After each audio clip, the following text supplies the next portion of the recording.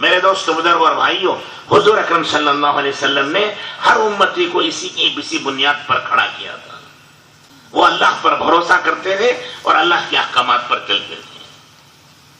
کمانا اس لیے نہیں کہ اس سے روزی ملے گی، روزی تو رزاق دیتا ہے، رازق دیتا ہے، رب دیتا ہے. ہمارے کمانے سے نہیں ملتی، وہ اللہ کی تقسیم ہے. بزرگوں، ہم دنیا میں جینے کے لیے نہیں آئے، دنیا میں مرنے کے لیے آئے ہیں اور جنت کی تیاری کے لیے آئے ہیں. جی نہیں لگانا ہے یہاں. اسی لیے اللہ تعالیٰ نے ہوشیار کیا ہے اور قرآن میں فرمایا یا ایھا الناس ان وعد اللہ حق فلا تغرنکم الحیاۃ الدنیا ولا یغرنکم باللہ الغرور. اے لوگو، اللہ سے ڈرو، اللہ کے وعدے سچے ہیں. خبردار، تمہیں دنیا کی زیب و زینت، دنیا کی رنگ رنگیلیاں، دنیا کا ساز و سامان، دنیا کا پیسہ ٹکا تمہیں دھوکے میں نہ ڈال دیں. کہ ایسا نہ ہو کہ اس کے مال کے چکر میں پڑ کر تم اللہ کو بھول جاؤ، اللہ کے رسول کو بھول جاؤ، اللہ کے دین کی محنت کو بھول جاؤ. ایسا نہ کرنا. یہ دنیا کی رنگ رنگیلیاں، یہ دنیا کا ساز و سامان، یہ مال و دولت، یہ دھوکہ ہے، دھوکہ. یہ اللہ کہہ رہے ہیں قرآن میں، تمہیں دھوکے میں نہ ڈالے. اور دھوکہ دینے والا شیطان مردود، وہ بھی تمہیں دھوکہ دیتا ہے. کہیں تم اس کی باتوں میں، اس کے چکر میں مت آ جانا. اگر تم اس کی باتوں اور چکر میں آ گئے تو تمہاری دنیا بھی برباد ہو جائے گی، تمہاری آخرت بھی برباد ہو جائے گی. اس نے تو قسم کھائی ہے کہ آدم کی اولاد کو جنت میں جانے نہیں دوں گا. اسی نے تو جنت سے نکالا، اب واپس جانے کا دیتا ہے.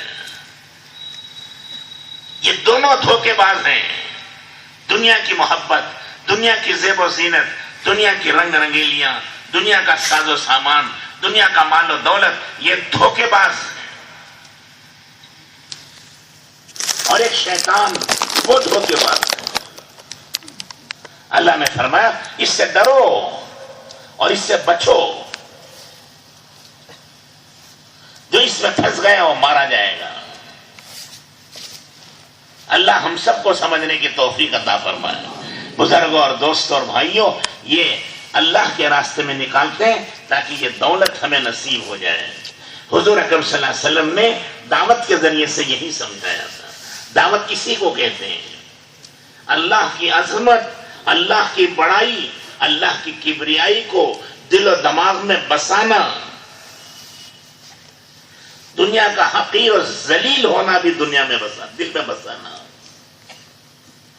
دنیا راگی کے دانے کے برابر ہے، رائی کے دانے کے برابر ہے. رسول اللہ صلی اللہ علیہ وسلم نے فرمایا اگر ایک مچھر کے پر کے برابر بھی اللہ کے نزدیک اس دنیا کی قیمت ہوتی تو اللہ نافرمان کو پینے کے لیے گھونٹ پانی بھی نہ دیتے.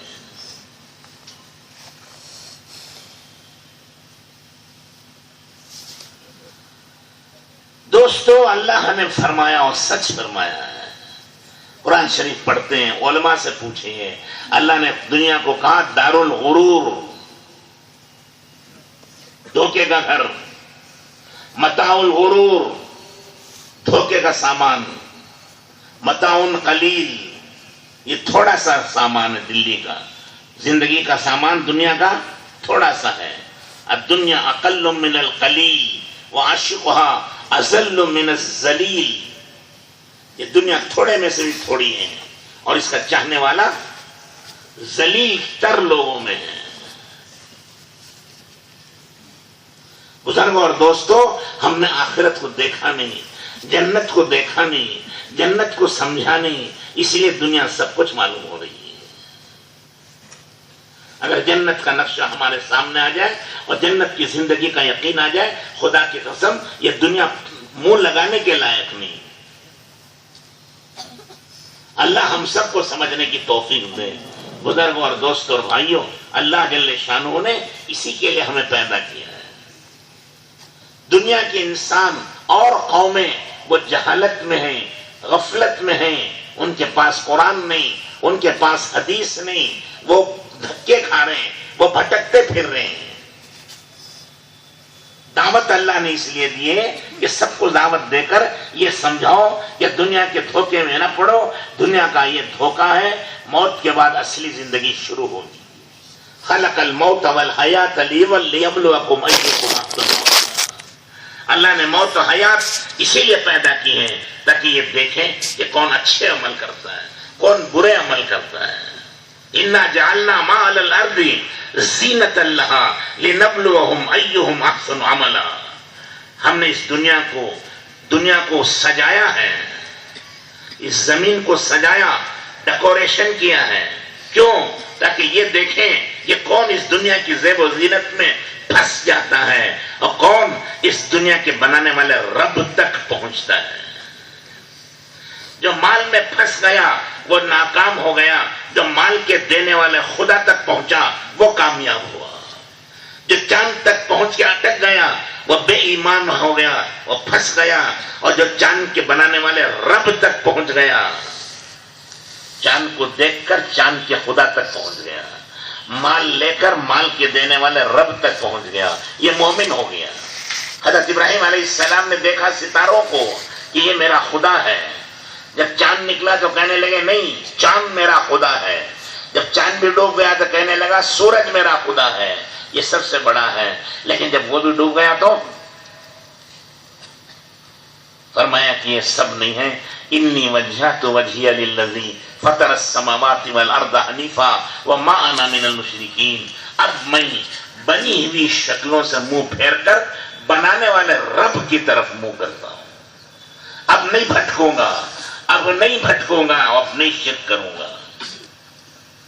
تو چاند دیکھا، ستارے دیکھے، سورج دیکھا، اور ان سب کے بنانے والے رب تک پہنچ گئے، وہ مومن کامل بن گئے، وہ خلیل اللہ کے دوست بن گئے، کیونکہ ان کا ایمان صحیح ہو گیا۔ مخلوق کو دیکھا لیکن اس میں پھنسے نہیں، اٹکے نہیں، نکل گئے، اس اللہ کی طرف پہنچ گئے جو اللہ نے بنایا تھا۔ یہی ہمارے لیے ہے، مال کما کر مال و دولت کے نشے میں اٹک جائیں تو یہ دھوکہ ہو جائے گا۔ مال کما کر جو اللہ نے مال دیا اس کا حق ادا کریں، اس اللہ کے راستے میں خرچ کریں، اللہ کے کلمے کو زندہ کرنے کے لیے خرچ کریں، بندوں کو دوزخ سے بچانے کے لیے خرچ کریں، اللہ کے فرائض زندہ کرنے کے لیے خرچ کریں، تو پھر یہ مال کے کمانا نفع ہو گیا، فائدہ ہو گیا، نجات کا ذریعہ بن گیا، کیونکہ اس مال سے اس نے اللہ کو راضی کر لیا، اللہ تک یہ پہنچ گیا، یہ کامیاب ہو گیا۔ اور اگر مال کی محبت میں دنیا میں جم گیا اور وہ سارا مال و دولت دنیا کے سنوارنے و بنانے میں لگ گیا تو یہ پھسل گیا اور یہ گر گیا اور یہ مر گیا اور یہ ہلاک ہو گیا۔ یہی ایک امتحان ہے جس کو اللہ تعالیٰ دیکھنا چاہتے ہیں۔ بندے اللہ کے حکم پر چلتے ہیں، اللہ کے دین کو زندہ کرنے میں مال و دولت لگاتے ہیں، یا اپنی خواہشات میں لگا دیتے ہیں۔ جو خواہشات میں لگا دیتا ہے وہ برباد ہو جاتا ہے۔